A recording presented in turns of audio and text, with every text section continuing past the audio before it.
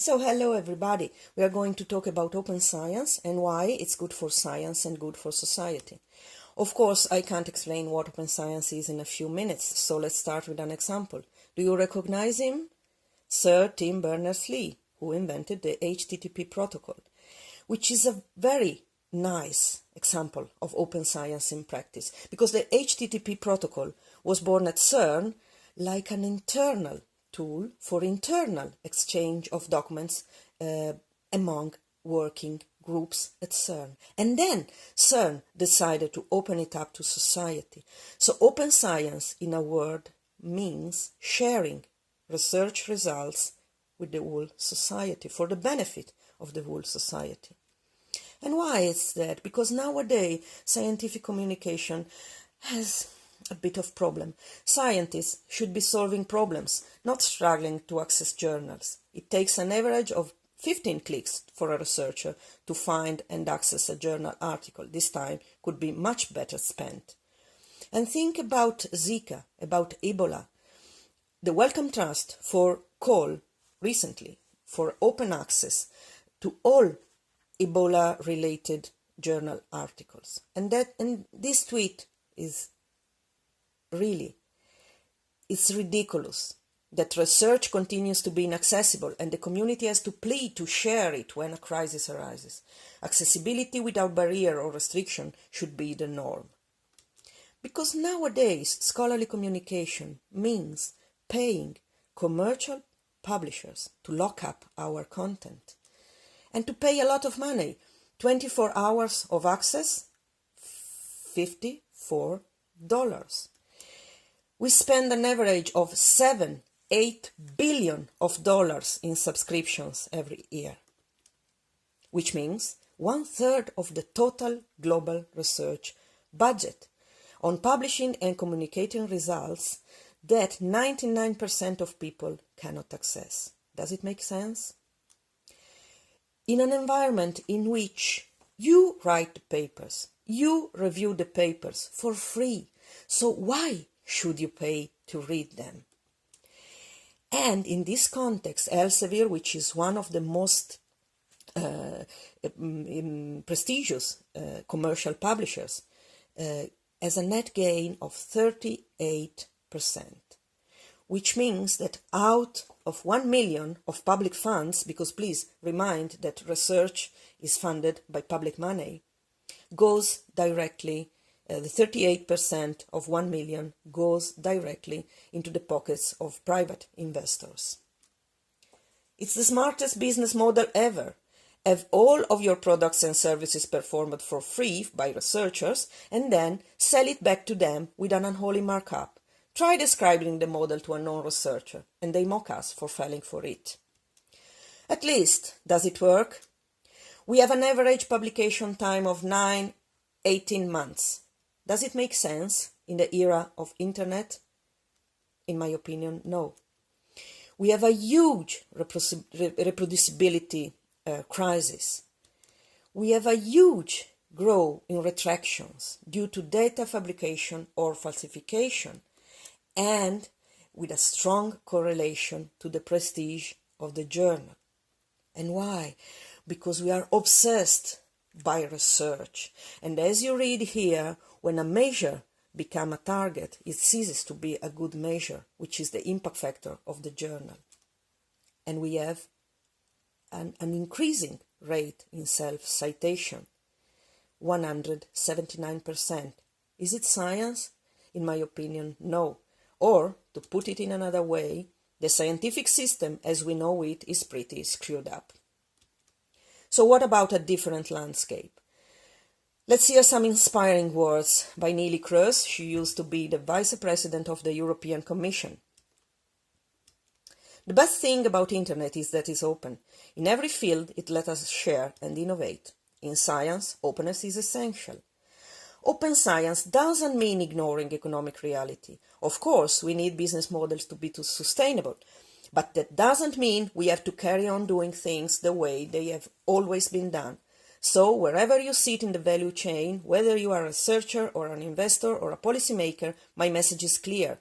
Let's invest in collaborative tools that let us progress. Let's tear down the walls that keep learning sealed off, and let's make science open. So how do you make science open? Putting open data and content for free to be used, modified, shared by anyone for any purpose. Open science is a sort of umbrella term comprising open data, open source software, open methodologies, open peer review, open access to tests, of course, and open educational resources. Data are gaining a lot of importance, and paraphrasing the Instagram motto, data or it didn't happen. So if you don't provide the data, the publication is just the advertising of your research if you can't access the data. You have to shift the focus from publishing as fast as possible to share knowledge as early as possible. And, of course, open science depends on open minds. Or putting it another way, being open and transparent is an ongoing practice and not a checkbox at the end. And please have a look to this very short video, 4 minutes. It's a neuroscientist in Canada. They put every night, all their results and all their data online, freely available for all. And what's the target?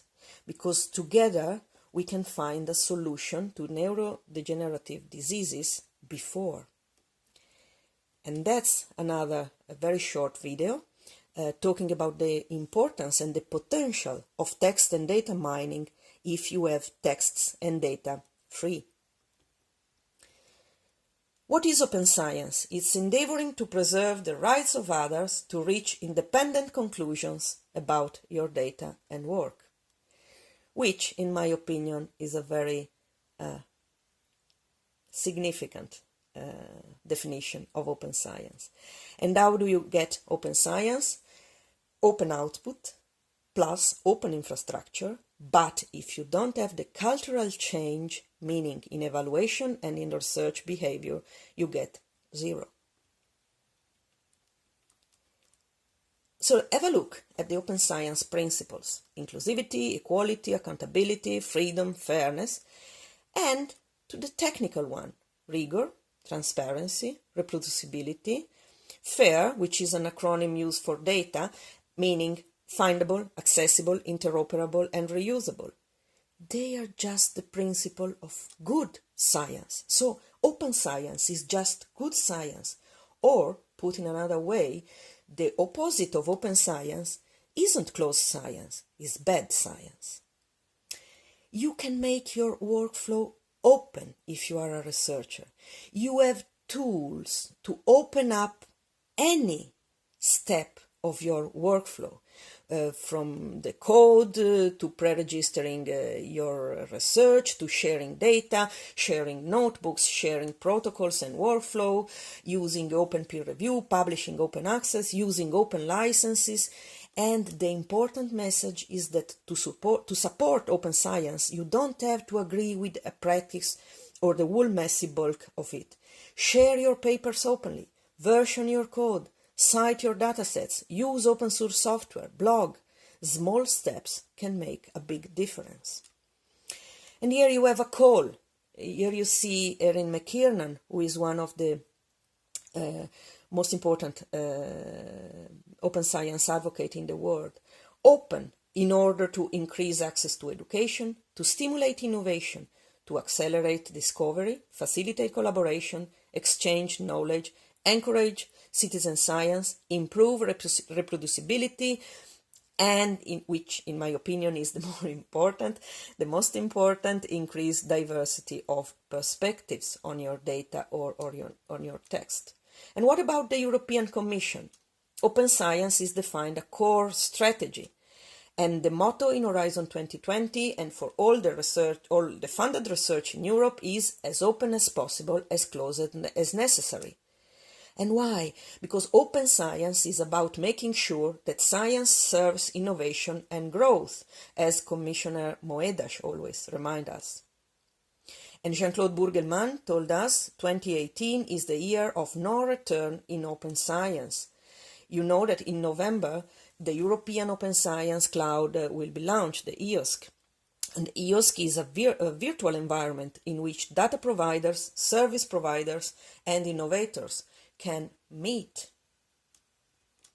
And the European Commission is also launching an open research publishing platform, which will not be a journal. So, if you remember, it's the shift from publishing to sharing knowledge. And I think that could be really a game changer for the future. And we also have a special envoy for open access, who is Robert Jan Smith. So, are there reasons not to participate in open science? There was recently a paper, Valid Reasons Not to Participate in Open Science Practice. Such practice include pre-registration and register reports, sharing of materials, open access publishing, and attention to reproducibility of research. Despite the overwhelming amount of evidence highlighting the benefits of open science, some researchers remain reluctant. In this paper, I will outline valid reasons for researchers not to participate in open science practice. And that's the paper. There are no valid reasons. So, whose side are you on? I know the answer, but anyway, you see, in this movie, they take an old Chinese say, when the wind of change blows, some people build walls, some people build windmills. So, whose side are you on? Thank you.